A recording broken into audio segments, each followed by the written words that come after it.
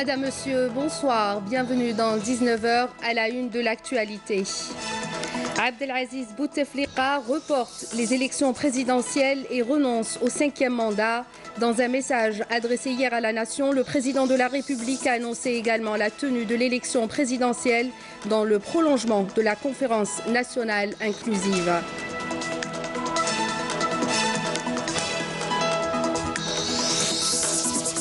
Nommé Premier ministre, Nourdine Bedoui a pris ses fonctions aujourd'hui. Il a exprimé à cette occasion sa reconnaissance au président de la République Abdelaziz Bouteflika pour la confiance dont il a été investi. La Sihar 2019 se poursuit à Tamanrasset jusqu'au 20 mars prochain. Une manifestation économique qui regroupe 85 entreprises nationales versées dans 13 activités dont l'industrie lourde et l'industrie de transformation. Une opportunité pour les opérateurs économiques d'explorer des pistes d'investissement. Le rallye Touareg se tient enfin en Algérie, une première historique. 250 pilotes participent à ce grand rendez-vous sportif. Ils doivent parcourir 1500 km dans le désert algérien. Pour en savoir plus, présent avec nous sur ce plateau, Monsieur Amir Ben Amar, organisateur de l'événement.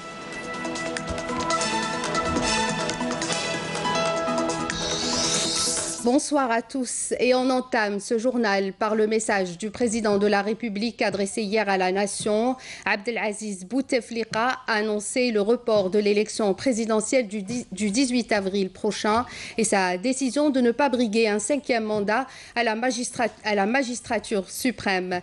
Le chef de l'État a également annoncé la tenue de l'élection présidentielle dans le prolongement de la conférence nationale inclusive et indépendante ainsi que la formation d'un gouvernement de compétences nationales. Karim Haïfa.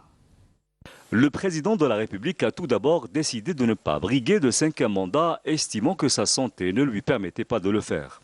Mon état de santé et mon âge ne m'assignant comme ultime devoir envers le peuple algérien que la contribution à l'assise des fondations d'une nouvelle République en tant que cadre du nouveau système algérien que nous appelons de nos voeux, dira Bouteflika. Cette nouvelle République et ce nouveau système seront entre les mains des nouvelles générations, naturellement les principaux acteurs et bénéficiaires de la vie publique de demain. En deuxième lieu, Bouteflika a annoncé le report de l'élection présidentielle du 18 avril prochain. Il s'agit ainsi de satisfaire une demande pressante que vous avez été nombreux à m'adresser, dira le chef de l'État. Un report qui vient donc pour apaiser les appréhensions qui ont été manifestées afin d'ouvrir la voie à la généralisation de la quiétude et de la sécurité publique dans l'objectif d'entreprendre ensemble les actions d'importance historique qui permettront de préparer le plus rapidement possible l'avènement d'une nouvelle ère en Algérie.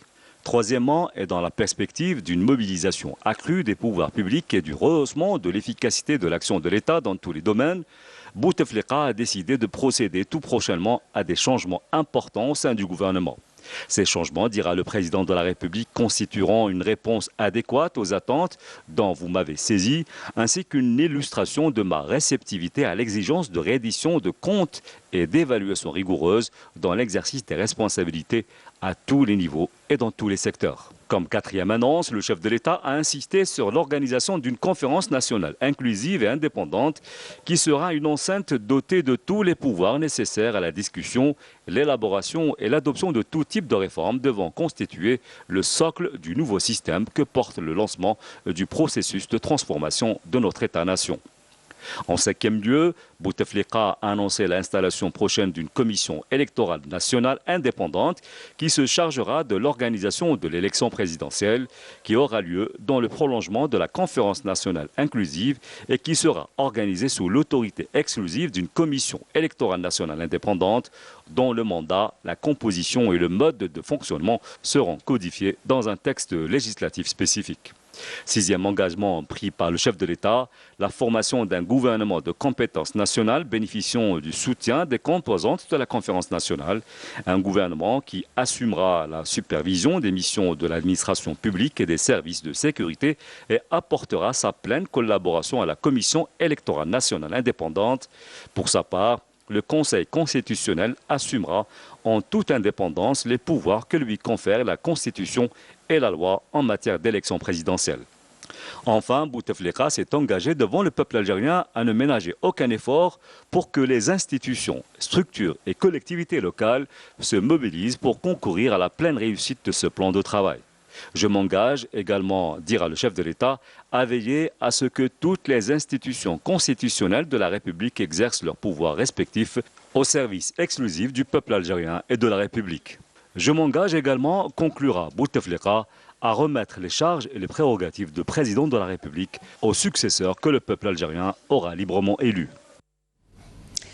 Comme annoncé dans les titres, Nourdine Bedoui a pris ses fonctions de Premier ministre aujourd'hui lors de la cérémonie de passation de pouvoir avec son prédécesseur Ahmed Ouyahia au palais du gouvernement. Nourdine Bedoui a tenu à exprimer sa reconnaissance au président de la République, Abdelaziz Bouteflika, pour la confiance dont il a été investi, s'engageant par là même à œuvrer sans cesse pour être à la hauteur de cette confiance.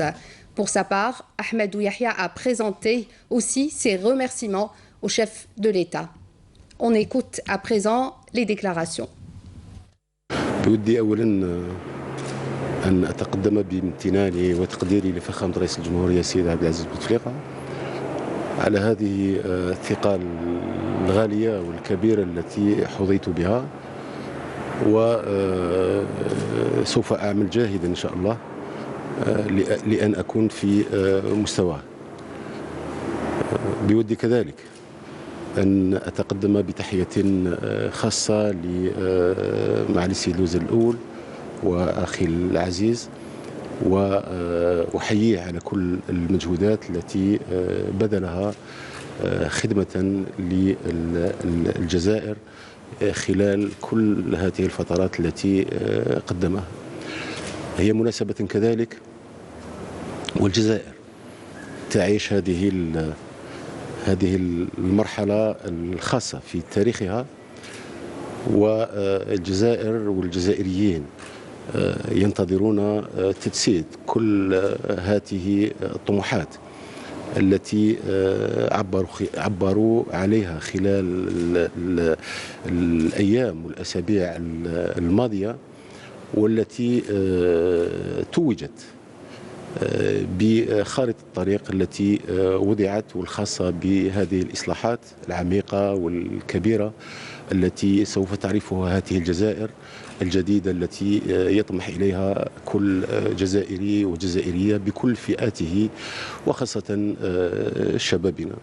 فكما تعهدت بالأمس مع فخامة رئيس الجمهورية على أنني سوف أعمل بكل جد وبكل إخلاص لمرافقة ومواكبة هذه الإصلاحات والعمل على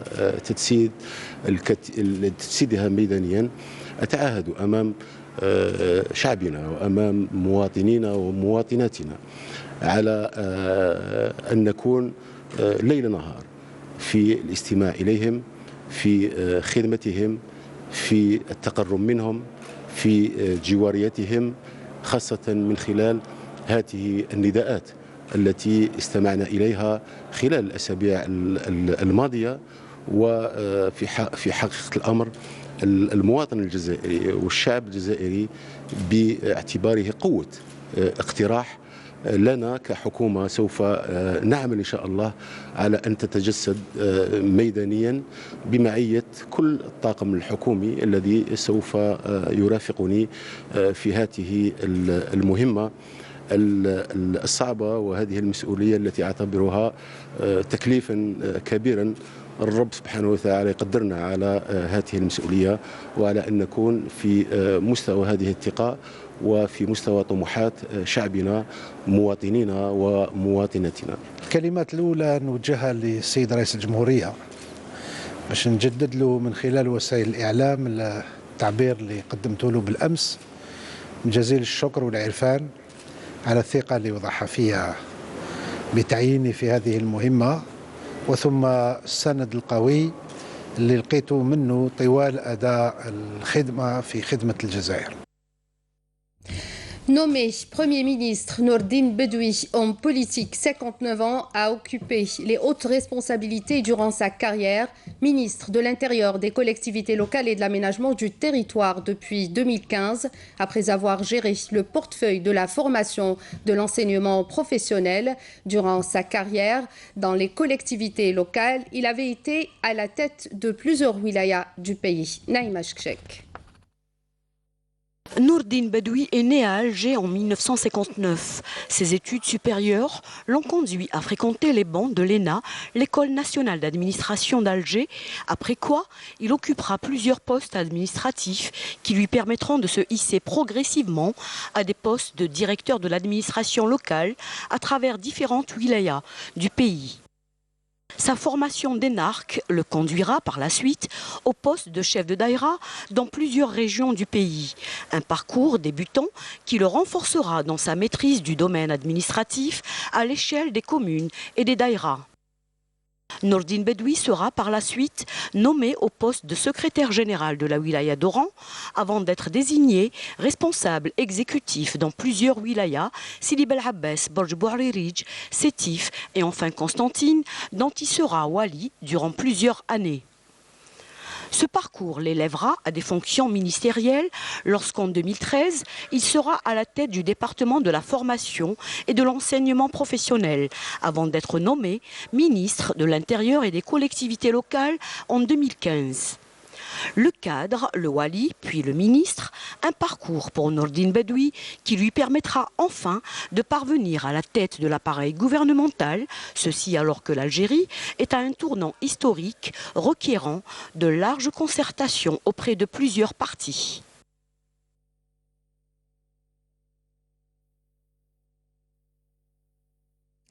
Le général de corps d'armée Ahmed Gaïd Salah, vice-ministre de la Défense nationale, chef d'état-major de l'armée nationale populaire, effectuera demain, mercredi, une visite de travail à l'école supérieure de guerre.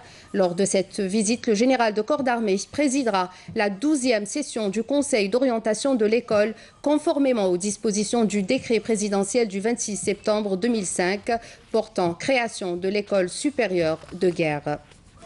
Et selon un communiqué du ministère de la Défense nationale et dans le cadre de la lutte antiterroriste, un détachement combiné de l'armée nationale populaire a arrêté hier à Boumerdès deux éléments de soutien au groupe terroriste, tandis qu'un autre élément de soutien a été appréhendé et une casemate pour terroristes contenant des denrées alimentaires et d'autres objets a été détruite à Skikda.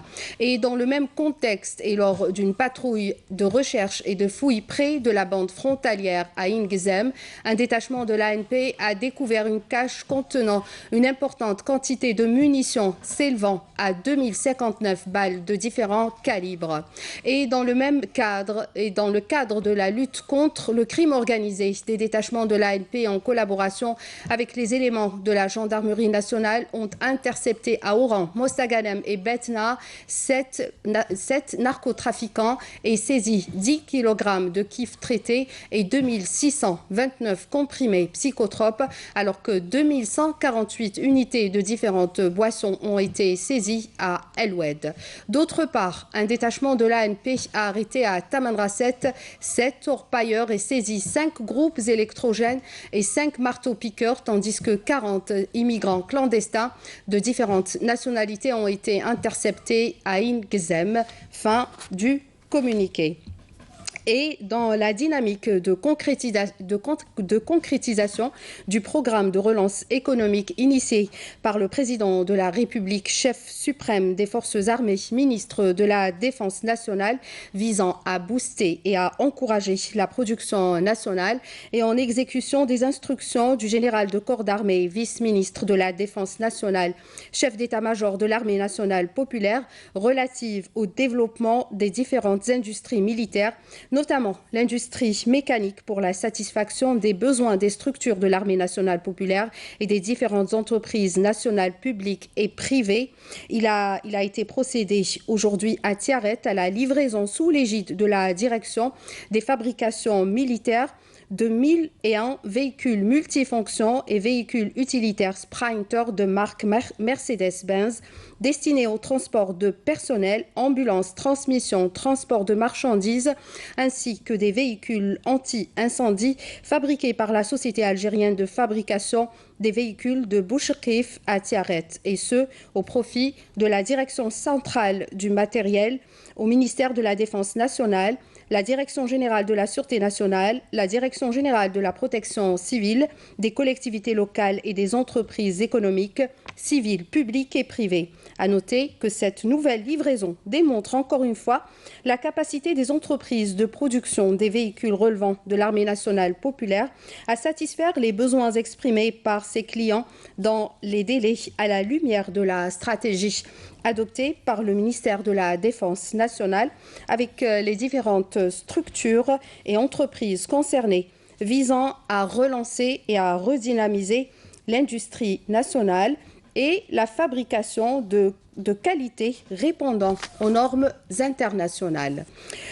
Une soixantaine d'exposants participent au salon inversé de la sous-traitance. Plusieurs secteurs sont représentés à cette exposition, notamment la mécanique, la construction métallique, l'électricité, l'électronique et l'électroménager, ainsi que les hydrocarbures. Et pas que ça, l'industrie militaire expose également ses produits. Naïma Haouch. Dans le but de promouvoir l'économie nationale et encourager le produit local de l'industrie militaire, des unités de production de l'armée nationale ont pris part au Salon national inversé de la sous-traitance au Palais des Expositions Pain-Maritime Alger. En application des instructions du vice-ministre de la Défense nationale, le général de corps d'armée, la société publique à caractère industriel et commercial participe à ce salon afin d'exposer ses services et trouver ainsi d'autres partenaires algériens dans le domaine des pièces de rechange. Le complexe de mécanique industrielle de Imsmara, dans la 5e région militaire, sous la tutelle de la direction des fabrications militaires, participe à cet événement afin de trouver des sous-traitants algériens capables de fabriquer des pièces de rechange des véhicules blindés légers. Le pavillon comprend des unités de production qui dépendent de la direction centrale de l'équipement. Les visiteurs étaient curieux de connaître les différents produits résultant de l'industrie militaire. Nous avons constaté que les infrastructures militaires possèdent de grandes capacités et peuvent avoir beaucoup d'activités dans la sous-traitance. Donc ça permet de voir qu'il y a une intégration de l'industrie. Déjà, ces deux entités sont en train de faire toute la chaîne de production. Ce salon est une opportunité pour dévoiler la base solide du génie et de l'industrie militaire nationale. Ouverture aujourd'hui de la conférence sur la maîtrise de l'énergie dans un contexte de transition énergétique, défis et opportunités. À cette occasion, le ministre de l'Énergie, Moustapha Guitouni, a fait savoir que le programme d'efficacité énergétique avait pour objectif la réalisation d'actions concrètes pour les projets d'efficacité énergétique afin de réduire la consommation de l'énergie et qui concerne l'ensemble des secteurs consommateurs d'énergie, à savoir les collectivités locales, le transport, l'habitat, la santé et l'industrie.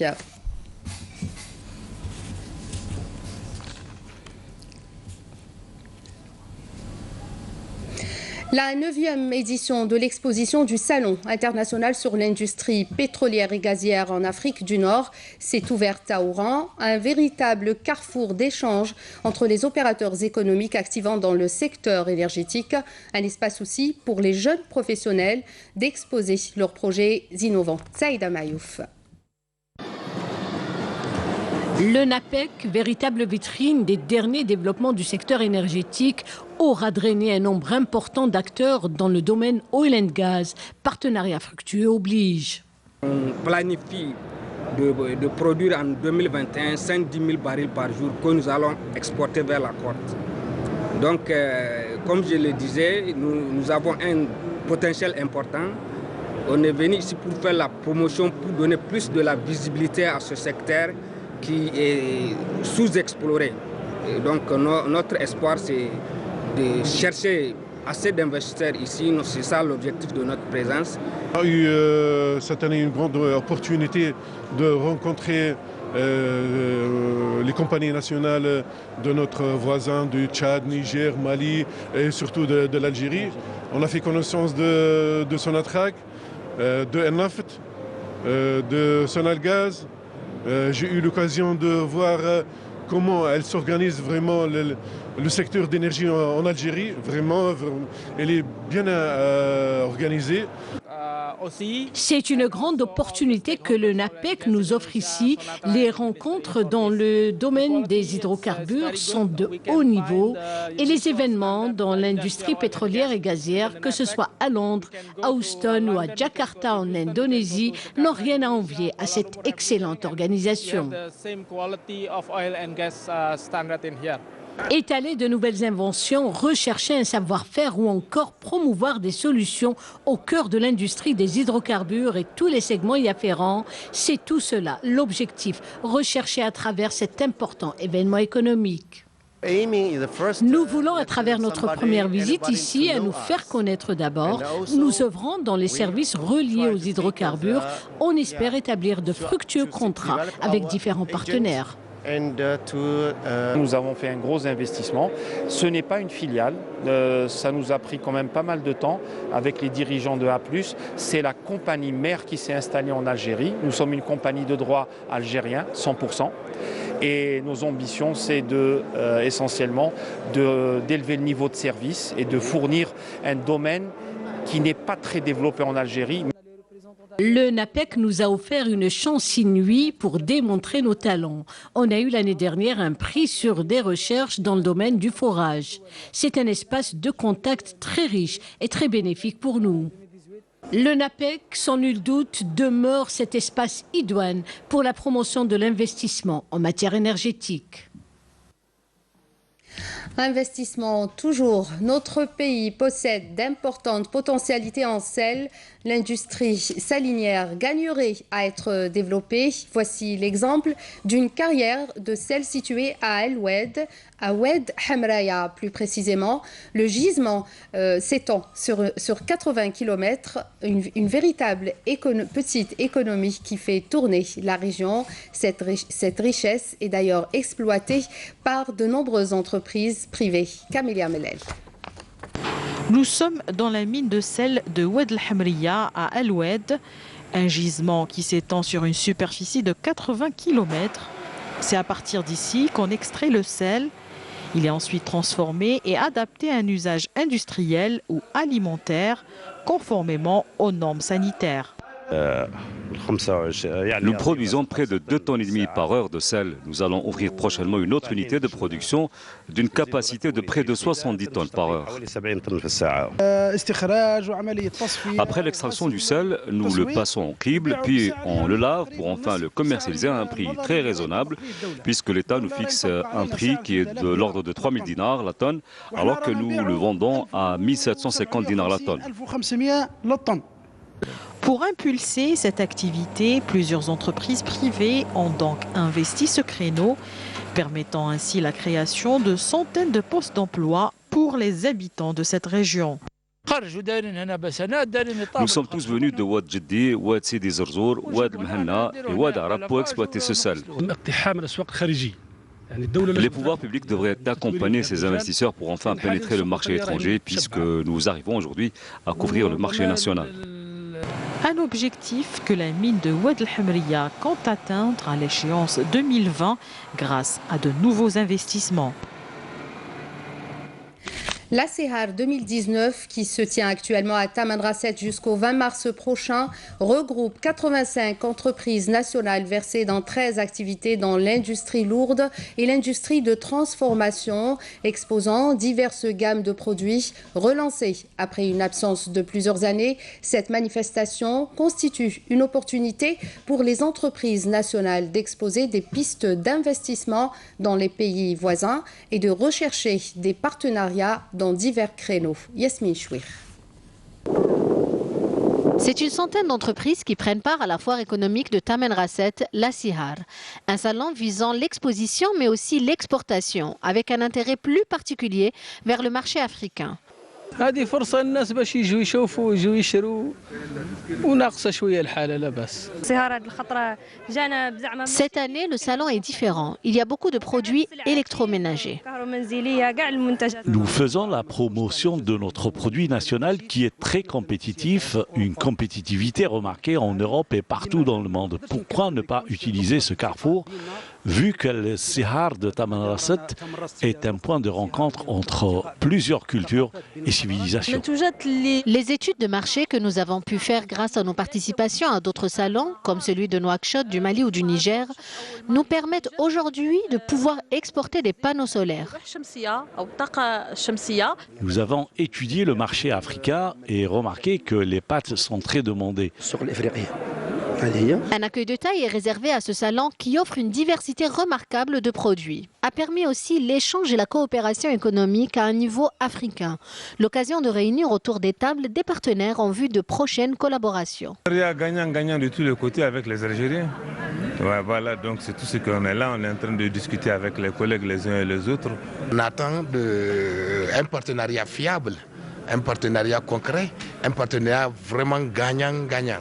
Le troc ne peut pas perdurer s'il n'y a pas de banques algériennes dans les autres pays africains. Il faudrait que les banques algériennes ouvrent des sections en Afrique. Toutes les facilités ont été mises en place au profit des opérateurs économiques lors de cette manifestation afin d'injecter un renouveau économique et ouvrir le marché africain aux investisseurs algériens. Les produits venus des autres pays d'Afrique ont eux aussi bénéficié d'un grand intérêt de la part des visiteurs, ce qui démontre de la profonde tradition économique qui existe entre l'Algérie et les pays du Sahel. Le ministre de la Jeunesse et des Sports, Mohamed Hattab, a plaidé aujourd'hui pour une stratégie globale basée sur une large concertation pour la prise en charge des jeunes. Les mutations profondes et radicales touchant l'environnement socio-économique impliquent l'élaboration d'une stratégie globale à même de capter les jeunes et de garantir leur accompagnement en vue de leur permettre de contribuer efficacement à la construction d'un avenir radieux pour l'Algérie. C'est ce qu'a affirmé Mohamed Hattab à l'ouverture de la première édition des États généraux des jeunes en présence de membres du gouvernement et de représentants des corps sécuritaires. Le rallye Auto-Moto Touareg se tient enfin en Algérie, une première historique. 250 pilotes, dont 20 Algériens, seront engagés dans cette compétition internationale prévue du 16 au 23 mars prochain. Ils doivent parcourir 1500 km dans le désert algérien. Amélie Sélidir. Le départ se fera de Tarit, passant par Bni Abbas et plusieurs autres régions de l'ouest du Grand Terk oriental algérien. Pour l'organisation de cette 22e édition du rallye Touareg, l'Algérie a été choisie. Il s'agit d'une première historique.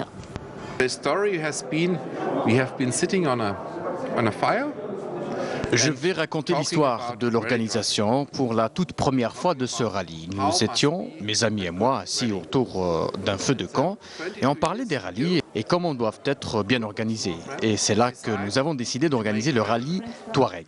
La première année, c'était un petit rallye, mais le déroulement a eu lieu dans de bonnes conditions et après quelques années, c'est devenu le deuxième plus grand rallye au monde. Aujourd'hui, nous sommes en Algérie, qui est un pays qui intéresse beaucoup de participants. Le désert algérien n'est plus à présenter, c'est à la fois le plus grand et le plus beau au monde. D'ailleurs, plusieurs des participants étrangers m'ont confié qu'ils se réjouissent déjà à l'idée de le découvrir pour la première fois. Enfin, il faut savoir que ce rallye a toute la latitude de devenir aussi fameux que le rallye Paris-Dakar. Sur une distance totale de 1500 km, les 250 pilotes algériens et étrangers auront 7 étapes à parcourir, 3 à Tarit et 4 à Bni Abbas. Outre le côté sportif, les participants issus de 25 pays auront à découvrir les paysages féeriques du grand désert algérien.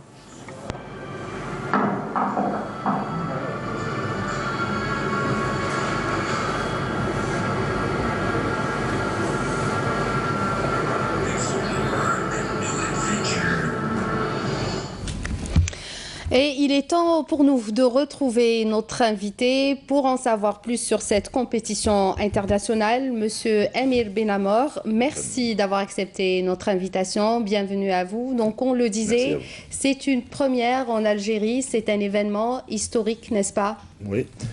C'est un événement historique dans le sens où, comme vous le savez, donc, depuis le temps, l'Algérie elle a été un petit peu ignorée par rapport à l'organisation de ce genre d'événements. Donc il y a eu quand même un effort qui a été consenti par la fédération qui a ouvert justement les portes et qui a cassé le tabou donc, de ce refus par rapport à d'autres organisateurs de venir organiser en Algérie. Les rallyes, quand on parle de rallyes dans le monde, donc généralement les gens retiennent toujours l'Algérie de par le fameux rallye Dakar qui est passé par là. Et là, donc, quand on parle avec les grands organisateurs, donc, comme ça a été dit, bien sûr, dans le résumé, les gens, donc, ils essaient un petit peu d'accourir, de venir voir, de venir organiser en Algérie. Tout à fait. Donc, on rappelle que jusque-là, il se tenait qu'en Tunisie et au Maroc. Donc, après 22 ans d'existence, oui, il est enfin dans le désert algérien. Voilà, enfin. Donc, depuis 22 ans que le Touareg Rally était en train d'évoluer. Il était organisé, bien sûr, au Maroc, en Tunisie, ensuite au Maroc. Donc, il y a eu des démarches faites avec, bien sûr, l'organisateur du Touareg Rally. Il a été convaincu, après donc, plusieurs visites, plusieurs démarches, il a été convaincu de délocaliser donc, le Touareg Rally du Maroc et de venir et de l'organiser en Algérie. Ça, c'est une bonne chose pour nous. Vu l'ampleur de cet événement, comme vous l'avez si bien dit, donc 250 participants quand même pour une première édition en Algérie, 25 pays qui participent, on va compter l'Amérique latine, donc le Mexique, le Canada, la Turquie, le Japon, l'Australie même, qui vont être présents ici. Pour nous, c'est un bon début pour une autre édition qui va être peut-être meilleure. Et on va dire, c'est une première édition, c'est une édition de simulation beaucoup plus pour les prochaines qui vont venir. Très bien. Et qu'en est-il du programme, M. Benhamor? Le programme, bon, donc il y aura 7 étapes. Oui, normalement les gens ont déjà embarqué, bien sûr, donc ils vont arriver demain par bateau. Donc là, on va juste les transférer directement sur Bachar puis Tarit. Donc le début, ça sera donc à partir du 16 où on aura donc quelques contrôles techniques à faire. Et la spéciale, c'est-à-dire l'événement lui-même, on se trompe du mot, ça va être le 17 avec deux circuits ou deux étapes à Tarit, et plutôt 3 étapes à Tarit et 4 étapes à Bni Abbas. Très bien, donc l'Algérie, pays organisateur, prend part à cet événement. D'autres nations, donc 25 nations au moins, ont confirmé leur participation. Et donc ce sera du sport, mais c'est du tourisme aussi, n'est-ce pas? La spécificité de ce rallye, donc peut-être qu'il n'y a pas eu donc, une affiche qui résume un petit peu donc, le déroulement de ce rallye. C'est que vous avez donc, des gens qui vont venir, c'est des pros, comme on appelle ça. C'est un pro-raid, c'est-à-dire c'est fait pour les professionnels, les gens qui viennent faire un entraînement. Là c'est des étapes qui sont difficiles. Et il est aussi admissible pour les nouveaux, donc pour les gens qui aiment cette discipline, qui aiment le sud, le désert, qui veulent un petit peu, c'est-à-dire acquérir cette notion de conduite, de conduire dans le sable. Et en même temps de venir, de visiter, parce que comme vous le savez, nous avons un beau désert, comme il l'a si bien dit, M. Rainer. Les gens, ils sont très curieux de venir, de découvrir le désert algérien, qu'ils le connaissent déjà par d'autres événements. Donc c'est un rallye auto-moto, n'est-ce pas? Oui, un rallye auto-moto-camion. Donc on va avoir pratiquement 250 participants. Il y a 44 voitures, donc c'est des 4x4, 106 motos qui vont participer et 8 camions. Je vais faire juste une petite parenthèse. Il y aura aussi une participation féminine en moto, donc ça, ce qui fait l'originalité un petit peu de cet événement pour cette première édition.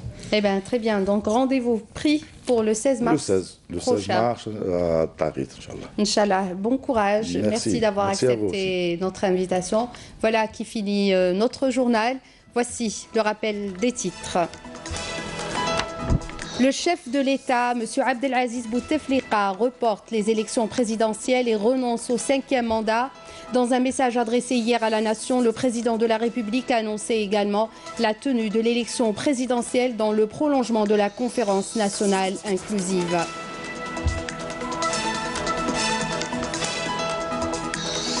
Nommé Premier ministre, Nourdine Bedoui a pris ses fonctions aujourd'hui. Il a exprimé à cette occasion sa reconnaissance au président de la République, Abdelaziz Bouteflika, pour la confiance dont il a été investi. La Sihar 2019 se poursuit toujours à Taman Rasset jusqu'au 20 mars prochain. Une manifestation économique qui regroupe 85 entreprises nationales versées dans 13 activités dont l'industrie lourde et l'industrie de transformation. Une opportunité pour les opérateurs économiques d'explorer des pistes d'investissement. Et toujours dans le sud du pays, le rallye Touareg se tient enfin en Algérie. Une première historique avec la participation de 250 pilotes qui doivent parcourir 1500 km dans le désert algérien.